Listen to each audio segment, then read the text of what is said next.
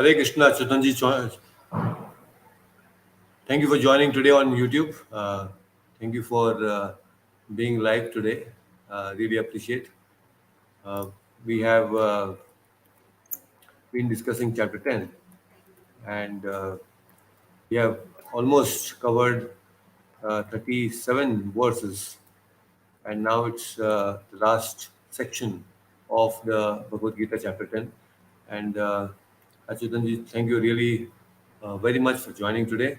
And we have been going through this long journey of chanting Hare Krishna Mahamantra and also understanding the Bhagavad Gita. And there are so many beautiful things that we have discussed, and we have also tried to some extent, implement in our life. So there are some really amazing things that we have discussed. And in the past session, in the last session, we have discussed something very, very important. We have discussed about that how Krishna is saying that among the Ushnas, I am the Shukracharya and I am the Vedavyasa among the Munis. And that way he goes on to speak about so many of his vibhutis.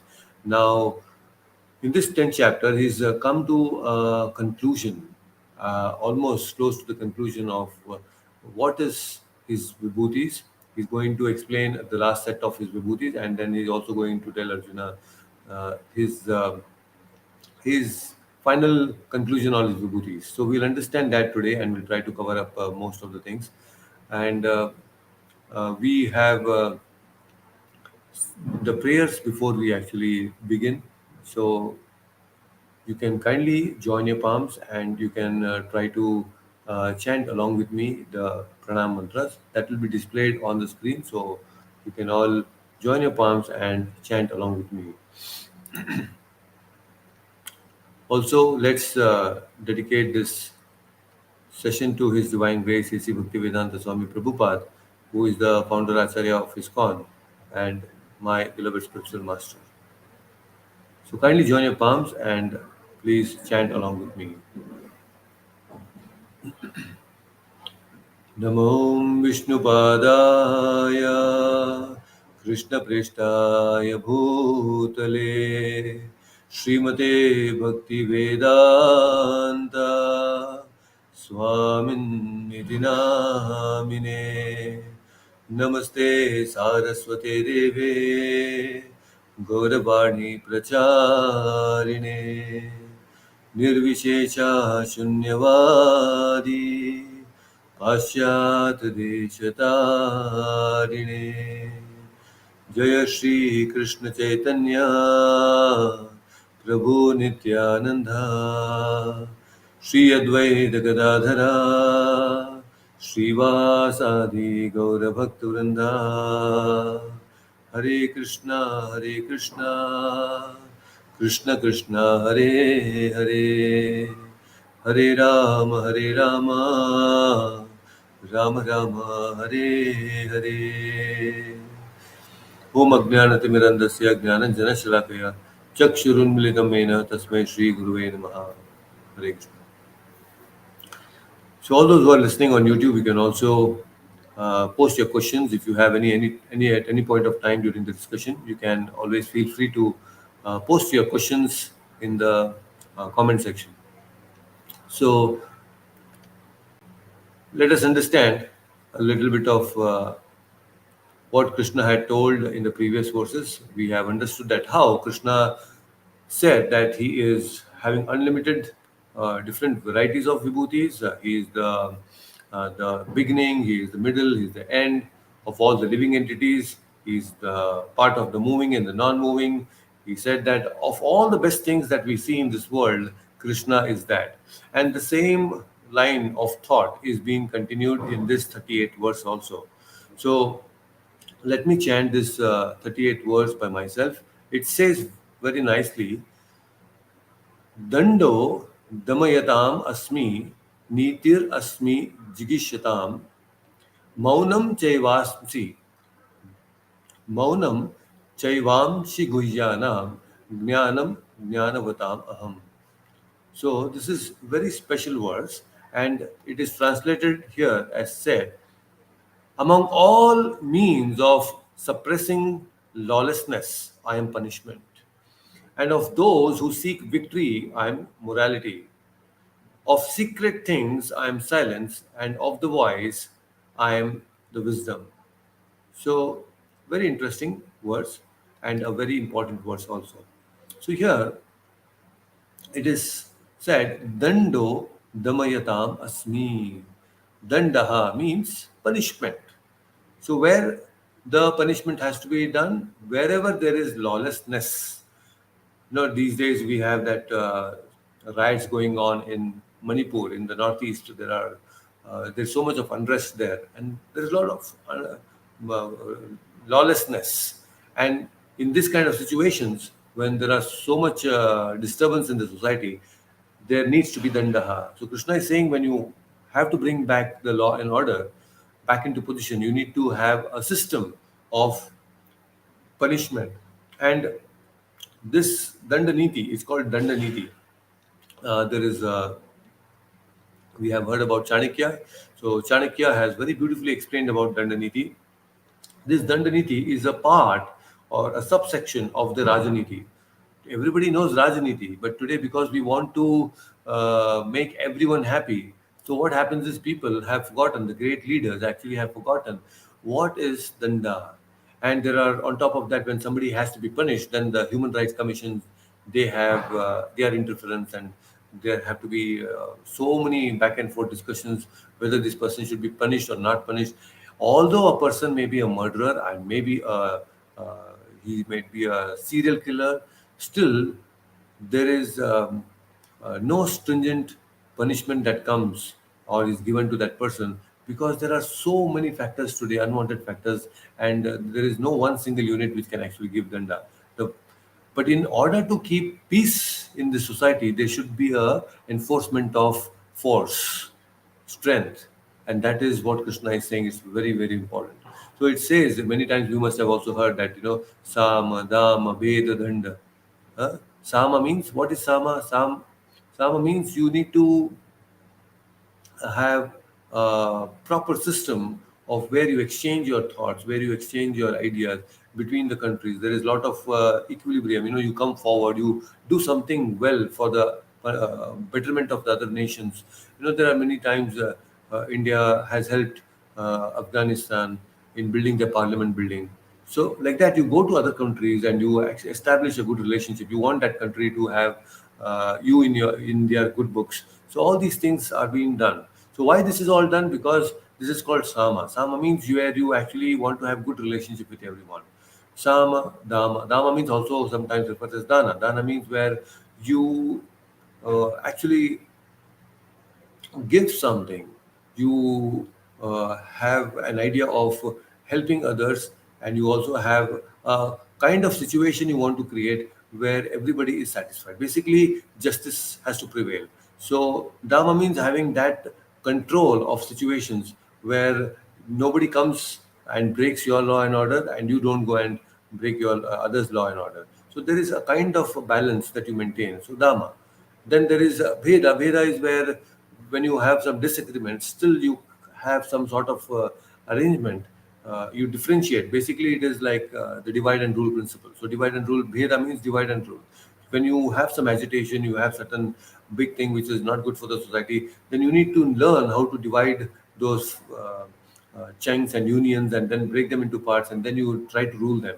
And we know this principle has worked in the past, because we were also uh, that way attacked. Divide and rule kind of a system was created in India.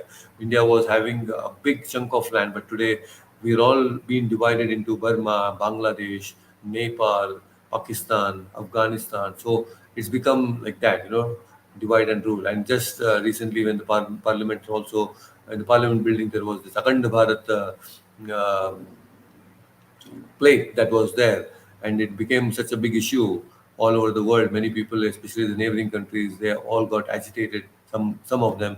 So you see, this is how we were all divided and broken into pieces, and India is now, and still they don't want to stop. They still want Pakistan, and this is how many things. Bheda is happening. So why? Because when we become weak, then people try to take advantage and they want to take over. So that's exactly what happened in India because of the rule that we had, which was very weak. People took advantage and they took away certain portions of land from India. So that is divide and rule. And danda. Danda means this is exactly where danda means that enforcement of force or strength which brings about transformation in person's life. See why jails are there? Not to really punish, but through that punishment, your heart should get transformed. He should realize his mistakes. He should know and have that repentance that yes, I have done a great blunder and mistake in my life. So that is why the jails are there. That transformation has to happen. So in order to bring in that transformation, you need to have the system of punishment, which is very important. Every government actually should have this kind of strong uh, punishment system. There are some countries in the Arab nation in the Middle East where they are so stringent. They are very very strict. If you are a thief, you have been caught robbing or stealing something, then they punish you very severely and publicly. If you exploit some woman, and it's going to be a terrible situation. You'll be hanged to death. So, and publicly. So when they have such severe punishments, then people also will have that fear. Okay, I don't have to do this. So that everybody will follow law and order. So punishment is very very important. It's a part of the Rajaniti, and many times in the olden days, in the Vedic times, when the kings were ruling, when they saw that there is a miscreant, they never hesitated to give him that sentence because they knew that ultimately by giving that sentence to this person, he is going to progress spiritually. So that sentence was given to that person.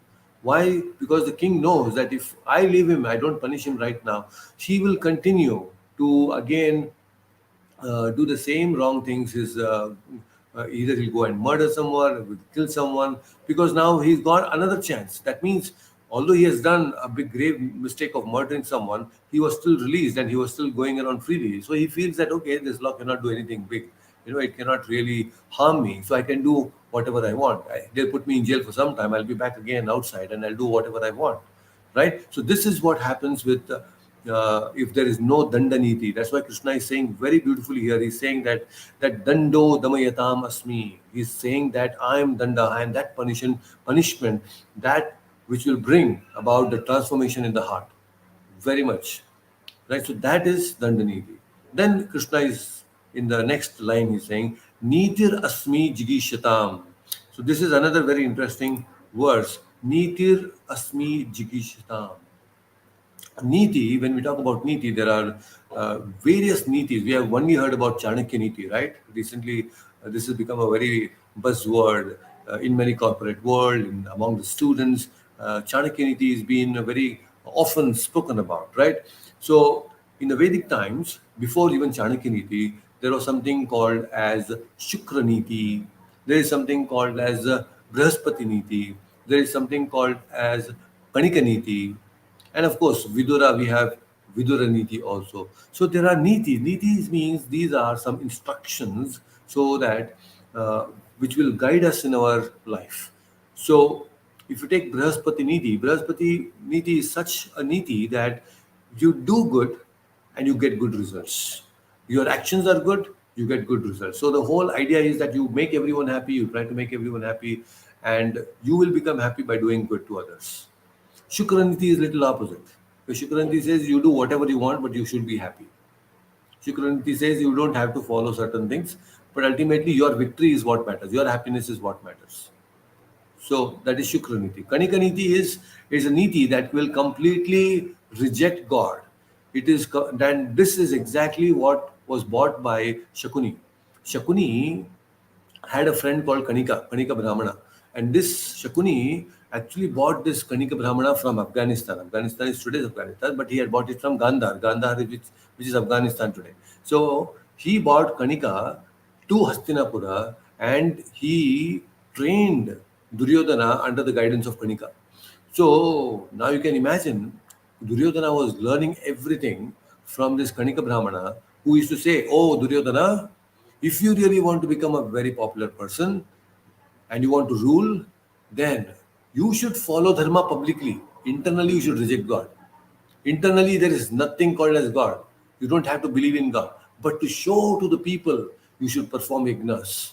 You should do all dana dharma just because you have to show to the people so that they will follow you and they think that you are a dharmishta. So these kind of nitis were taught by Kanika to Duryodhana, and Duryodhana, he tried his best to become the king, but internally he was dissatisfied. So Kaniki Niti is like, no matter what come may, I will do everything wrong. What matters is only my happiness. I will not follow any of these things. Right? So there is then Viduraniti. Of course, Viduraniti is so wonderful, very beautiful, and Chanakyaniti is actually derived from Viduraniti. So Viduranidhi has a lot of beautiful expressions, wonderful guidelines for human society to lead a happy life.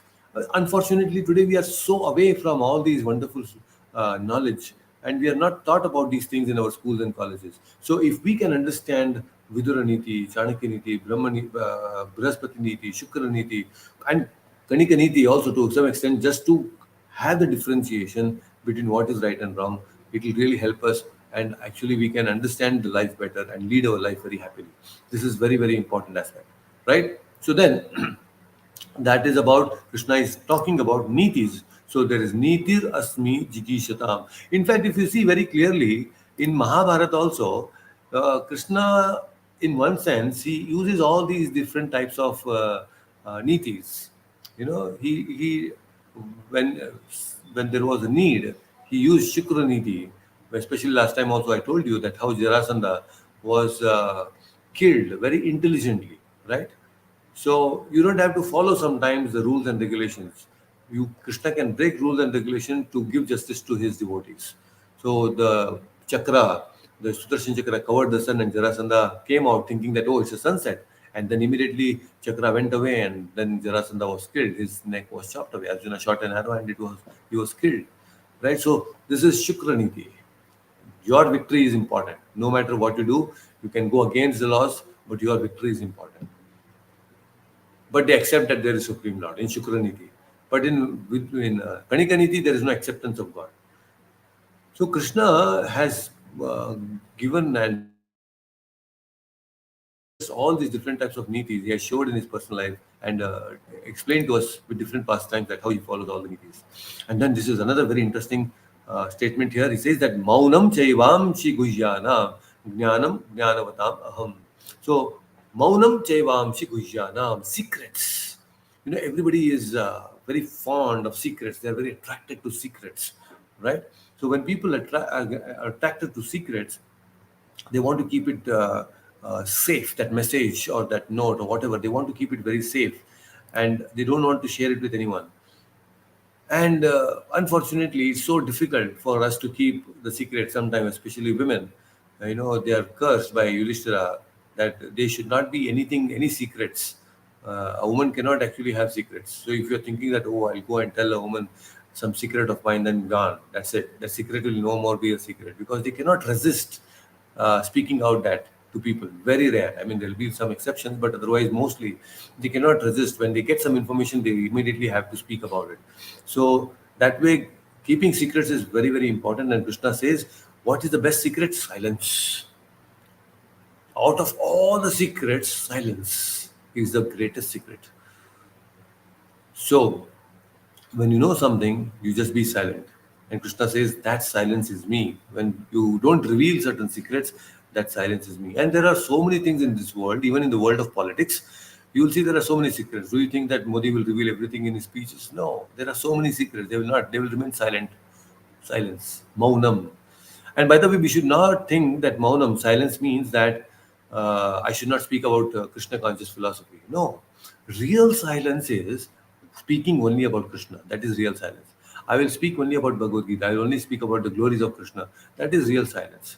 Otherwise, when we open our mouth, we'll simply gossip about so many things, okay, about the world affairs, about, Bollywood, about this and that, and so many household things. We gossip about so many things. That is not Maunam. It's not that Maunam also refers to be silent from talking all these gossip things, gossip topics. Real silence is when you speak only about Krishna, you talk about Krishna, that is real silence. That is very important. That is real Maunam. That is very important that we should know. And then Krishna also speaks about that among the victory, I am morality. So basically, Krishna is trying to say that if you are moral, if you're following dharma properly, then victory is yours. Dharmo rakshati rakshitaha. So when you actually follow dharma, when you understand dharma, and when you follow the principles of morality, that will protect us. And it is true. When we speak false, when you do something wrong, we always have some fear. But when you have the truth on your side, you are very confident. That is dharma. You must have experienced this also. When you're on the right side, no, internally you know that I have not done anything wrong. There is nothing wrong that I have done. You get a kind of confidence from within that yes, nobody can disturb me and I am going to stand on my point. Why? Because that strength comes because you are on the right side. That is dharma. So when you are on the path of morality, when you don't speak lies, when you don't hurt anyone, even unintentionally, and you know that you are on the right side, you may speak something which is harsh, but you know that it is for the benefit of people, the benefit of the society. Then that kind of dharma is very essential. You will be victorious, very victorious. So this is important. So Krishna is saying, so that kind of victory among morality is me. I am that way. It is one of the vibhutis of Krishna, right? And let me also chant the next verse today. That is verse number 39, which is very important. यच्चापि सर्वभूतानां बीजं तद्धहमर्जुन न तत् अस्ति विना यत्स्यान्मया भूतं चराचरम्. Very beautiful. So it says that, furthermore, O Arjuna, I am the generating seed of all existences. There is no being moving or non moving that can exist without me. Oh, very special. So this is very, very important. Furthermore, almost to the final thing, yes, come. Krishna is come to the conclusion now. What is that? Oh Arjuna, I am the generating seed of all the existence. Aham bija padapritaha. Seed which gives life. Every seed has a potential to give life, and the original seed which gives life is Krishna. Krishna is saying, I'm the generating seed of all existence, of the big universe, of the small universe, of the big tree, the small tree, the big animal or small animal, a big insect or a small insect, or a demigod or a human being. Doesn't matter. I am the original seed of everything. Sarva Karana Karanam. Original seed. And when Krishna, who is the original seed which sprouts, then it gives rise to so many varieties of things. And that's what we see. There's so much of variety in this whole world and the universe because he is the original seed of everything. And then Krishna is saying there is no being moving or non-moving that can exist without me. Now this is very special. You take a handful of dust in your fist now. You take some dust in your fist and you hold it. It's in your hand. Nothing is moving. Yeah, all the dust is there in your hand. But now you take that dust and you throw it in the air. What will happen? The whole dust, it flies. And then, over a period of time, slowly that dust will come down and it will settle down, right? Because you're not holding it in your palm, the dust will slowly get spread across and then it will fall onto the floor, right? But you see big planets, everything is so beautifully moving. It is excuse me, it is only an indication that Krishna is holding them in the palms.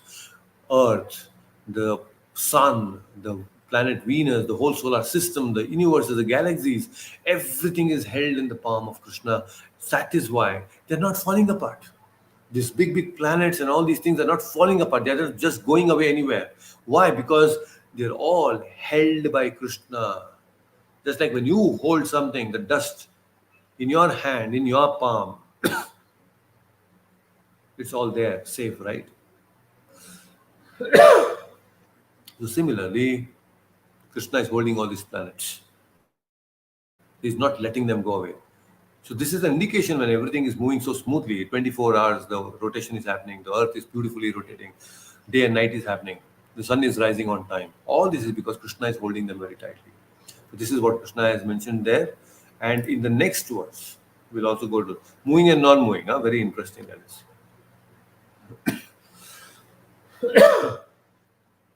Excuse me.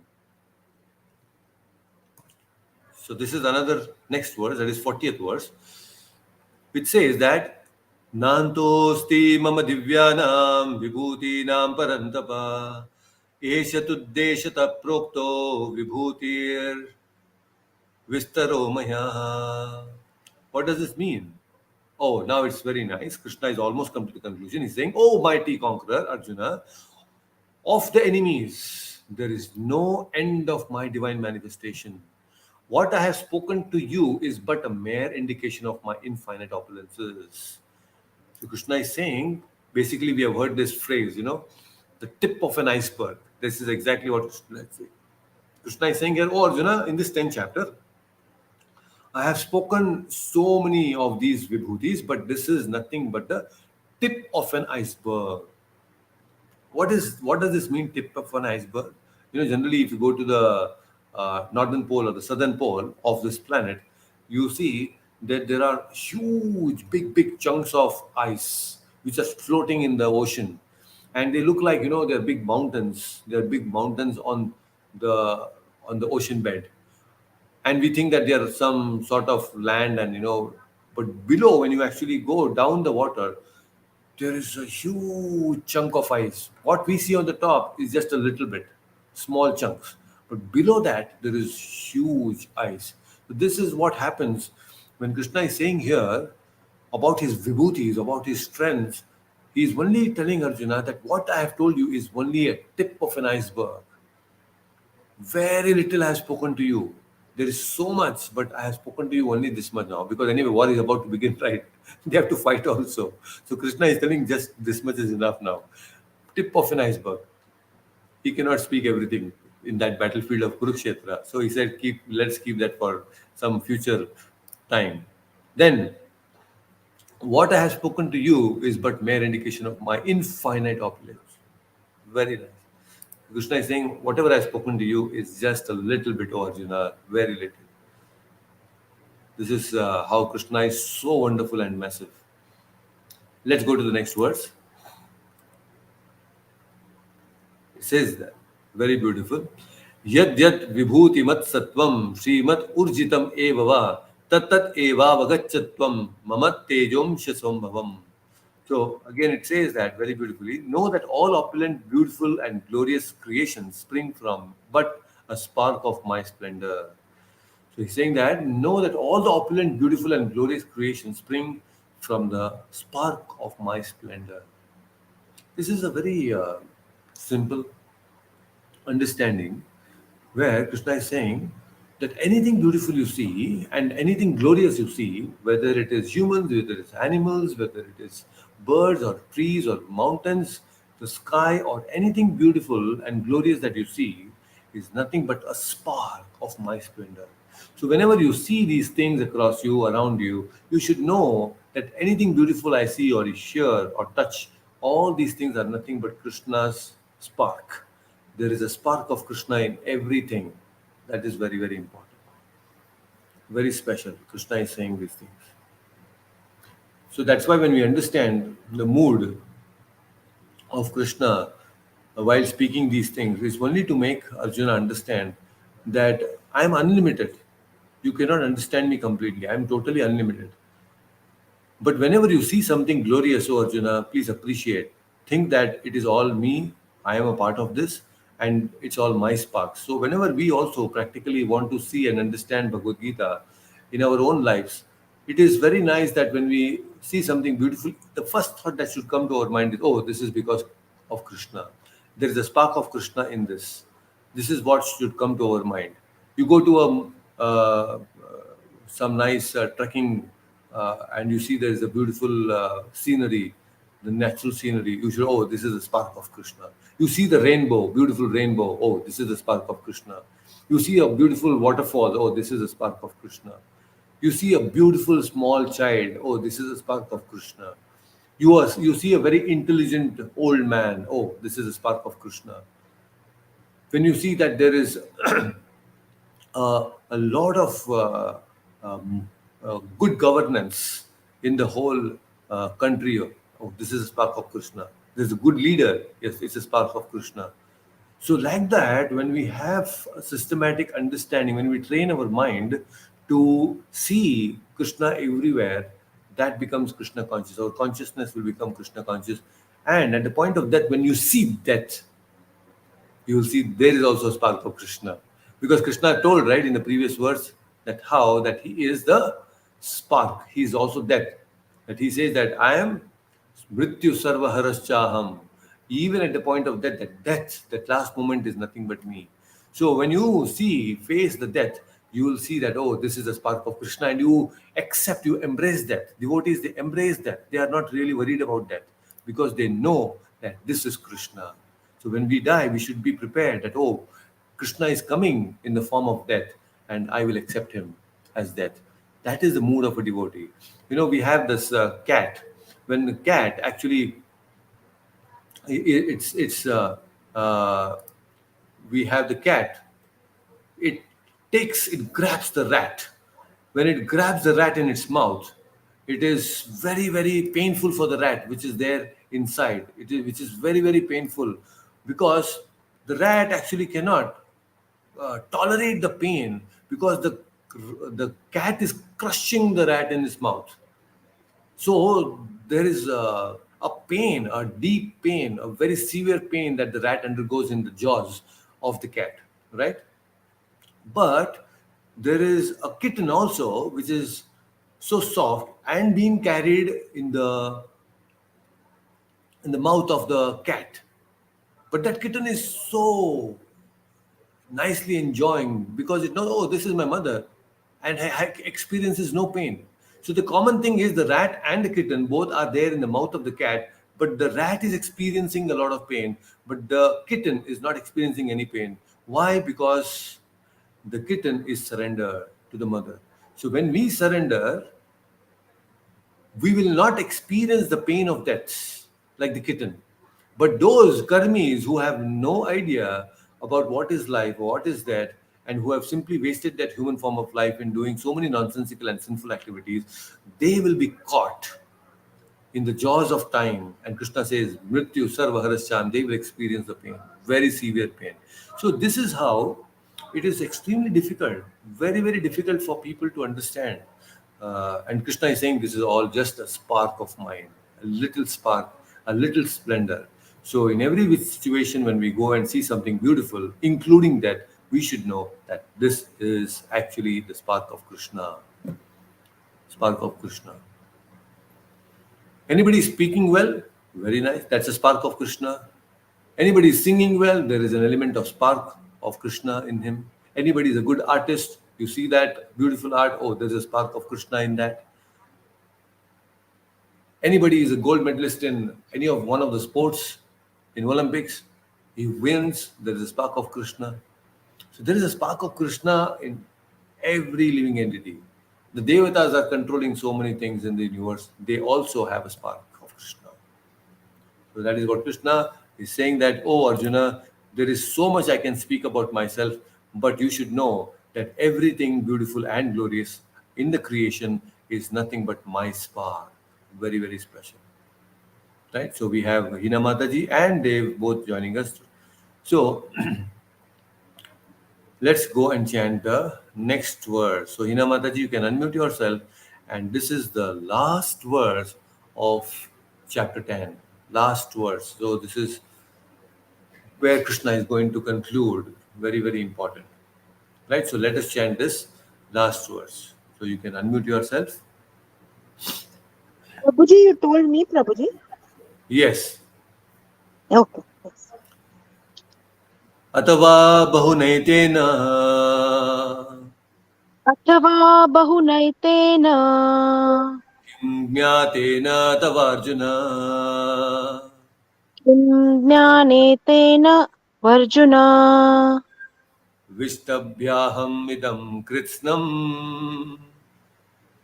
विस्तभ्याहम् इदं कृष्णम् एकांशेन स्थितो जगत्.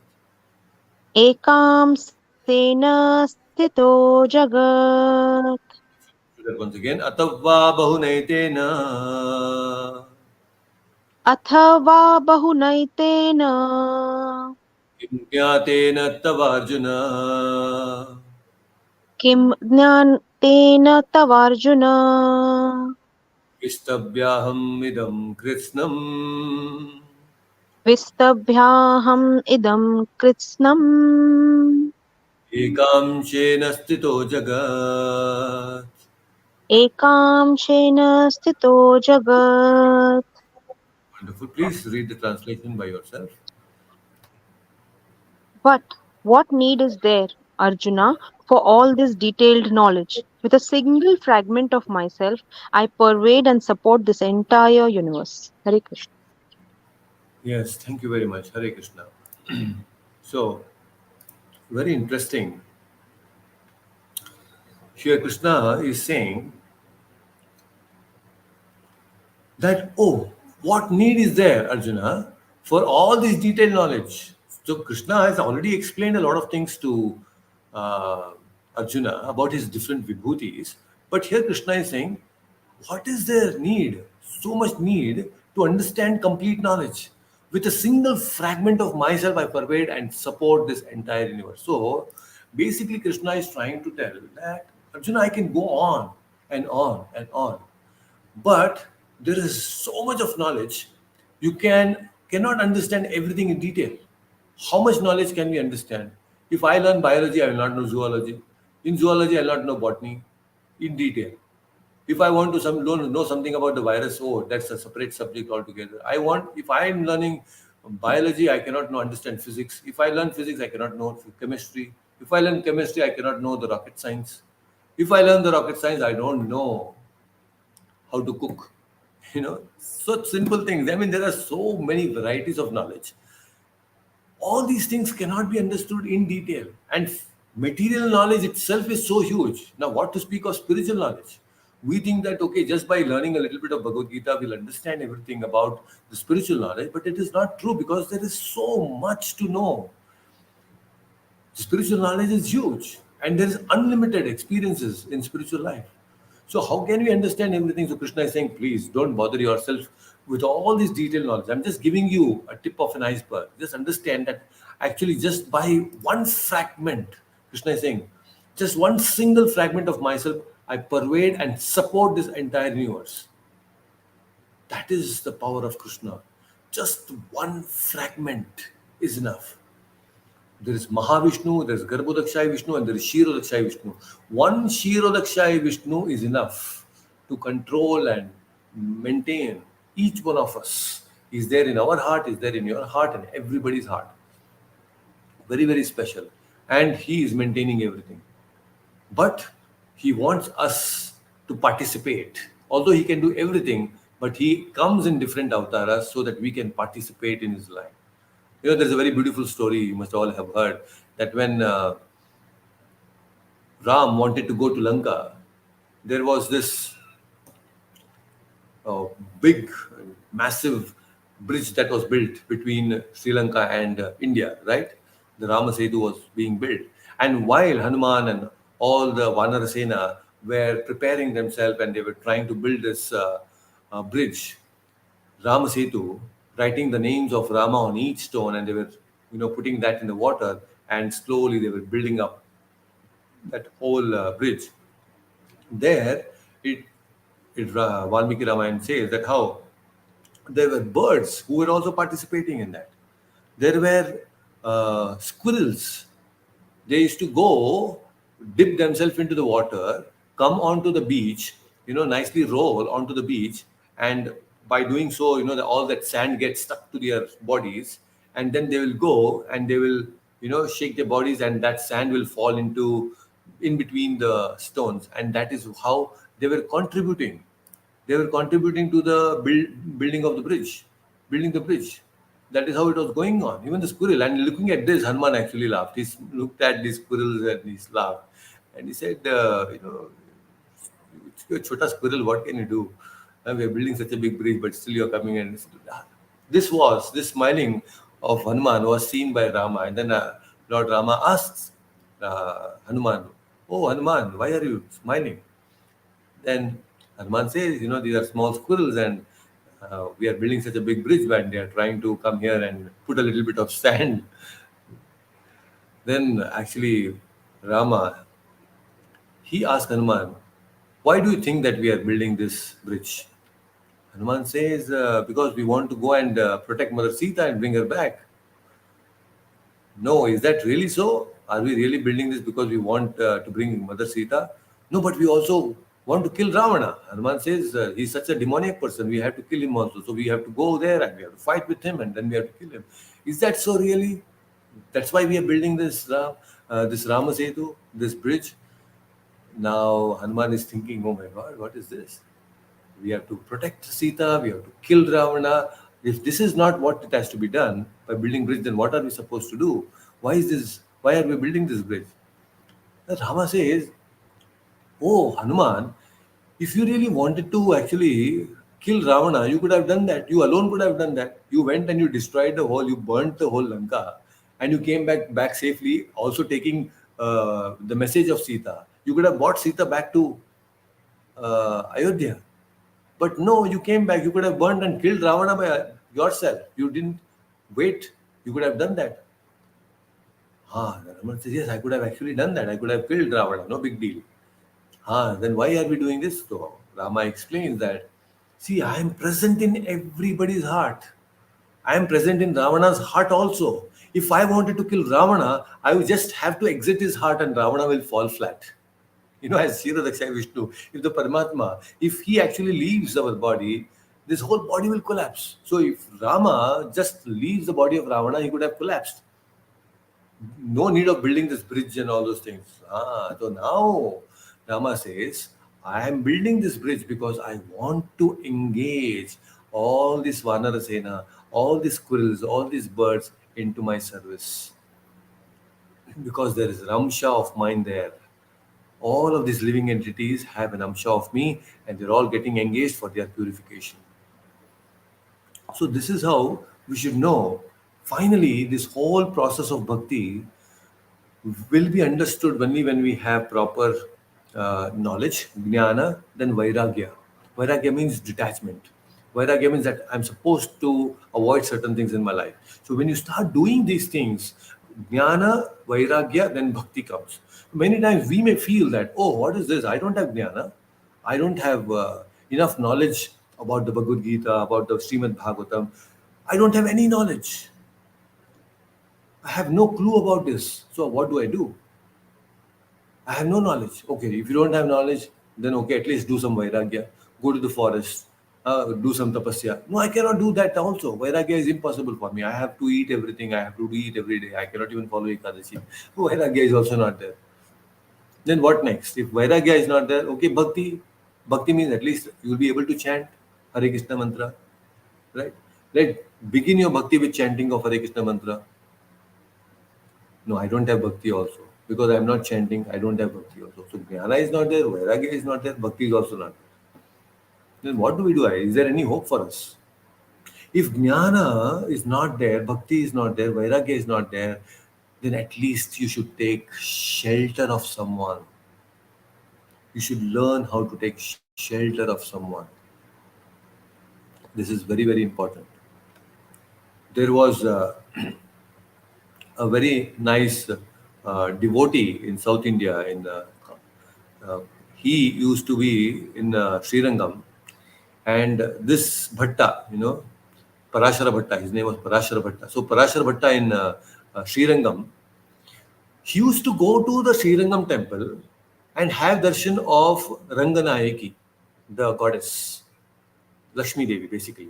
He used to have darshan of Ranganayaki but not have darshan of Ranganatha. Every day, this Parashar Bhatta, he will go to Ranganayaki's temple, but not Ranganatha. So Lord Ranganatha is thinking, this fellow, this Parashar Bhatta, he comes to the temple. What is so special in Ranganayaki is that which is not there in me. He is only having darshan of Ranganayaki and he is not coming to my temple. He was thinking, Lord is thinking now, why this fellow is not coming?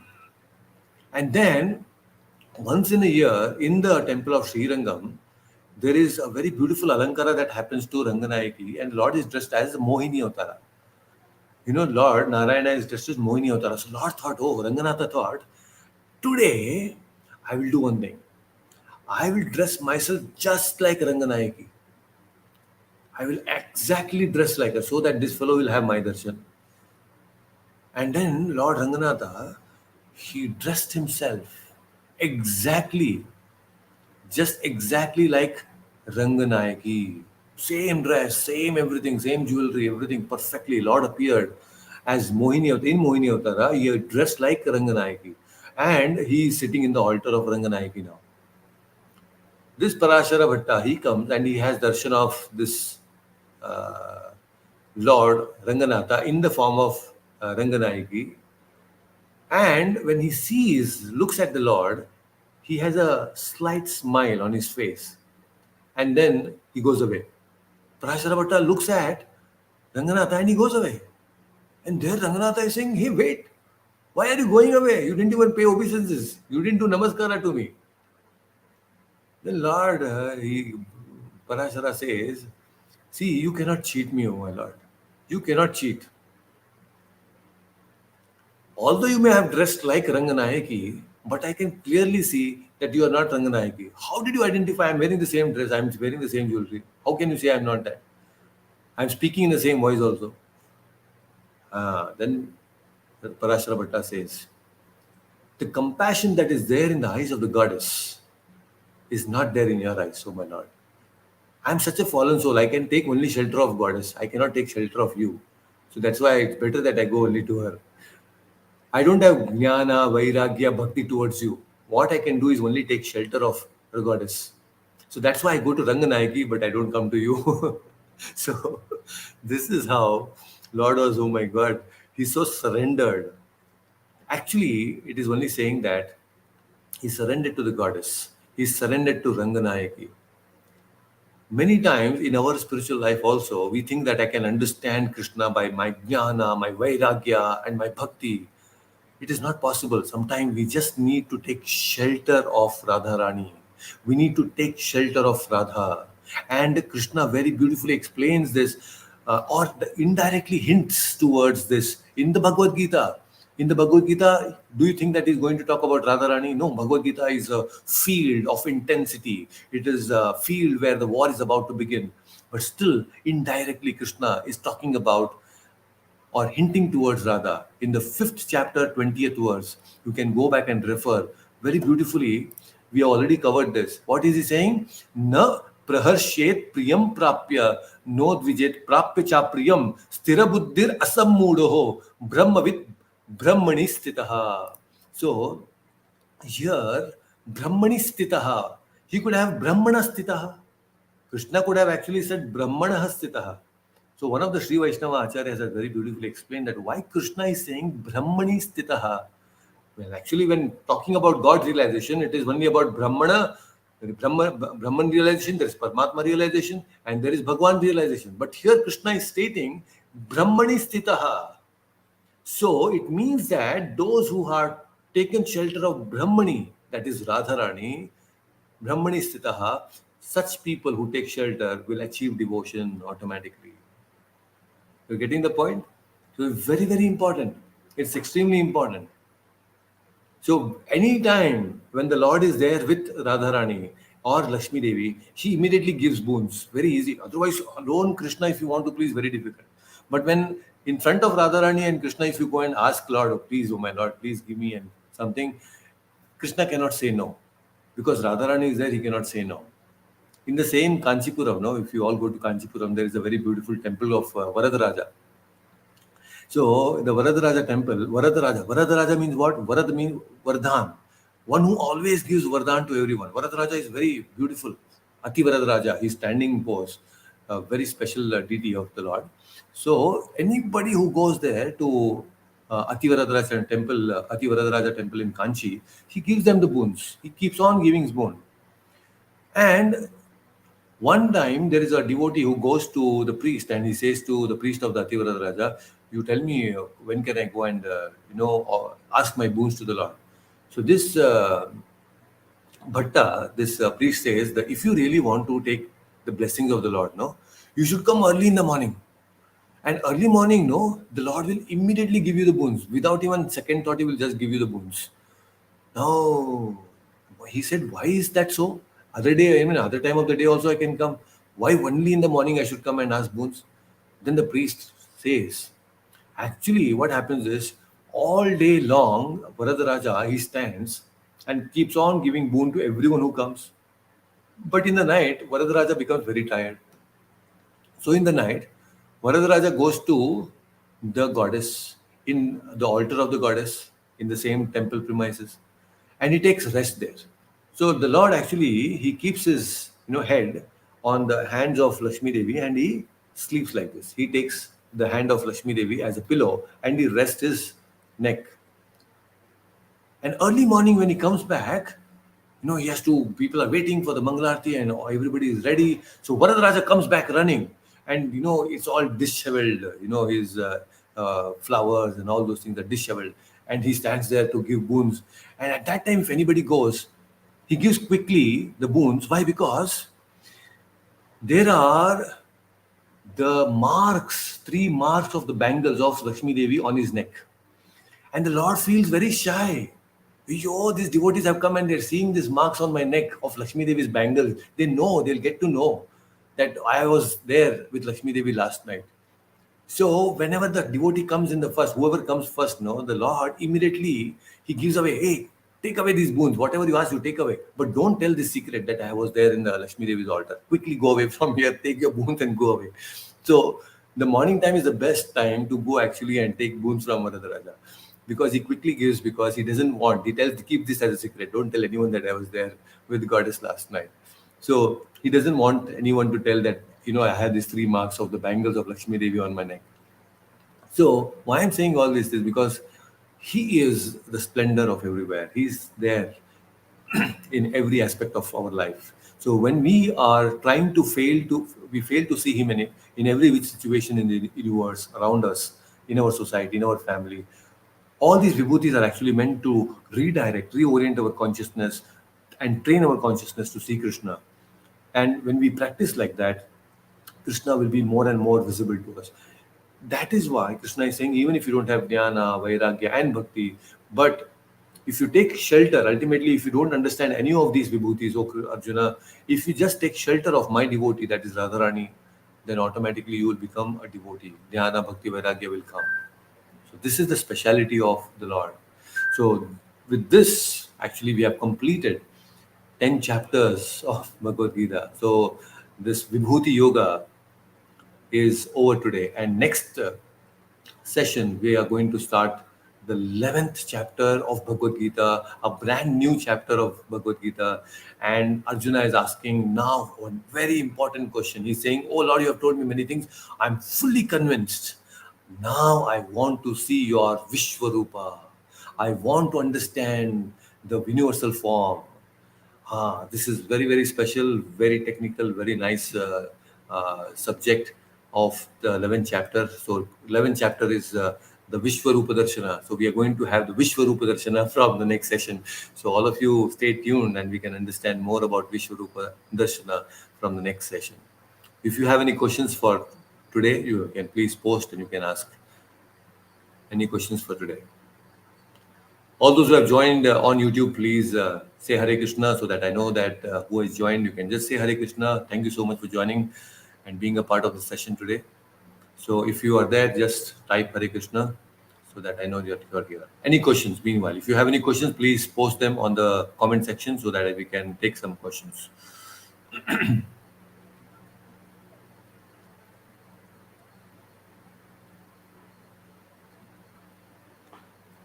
Any questions? Prabhuji, Yes, Dave. there's Indradyumna Maharaj mentioned in two contexts. I can't remember both right now.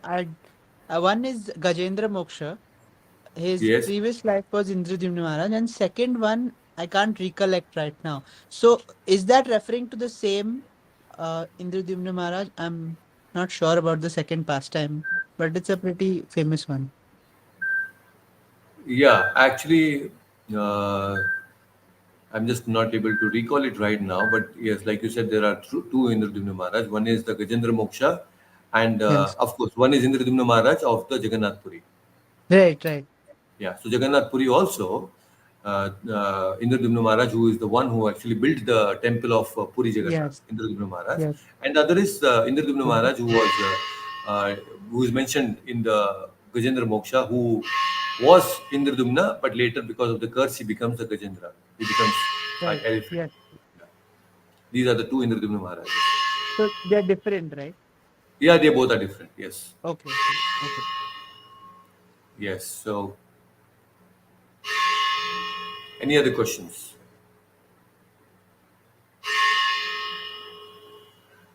Good. So, all right, then we will catch up again in the next session, and we will have something very interesting in the next session because we're going to start the 11th chapter, the Vishwarupa Darshana. So, very important darshana, a very important session, and there is so much more to discuss there. So, I'm sure you will have another level of experience when we see the Vishwarupa and understand the Vishwarupa. It's going to be a little technical. Uh, so, all of you be prepared. Please take care until then. Hare Krishna. Hare Krishna. Hare Krishna.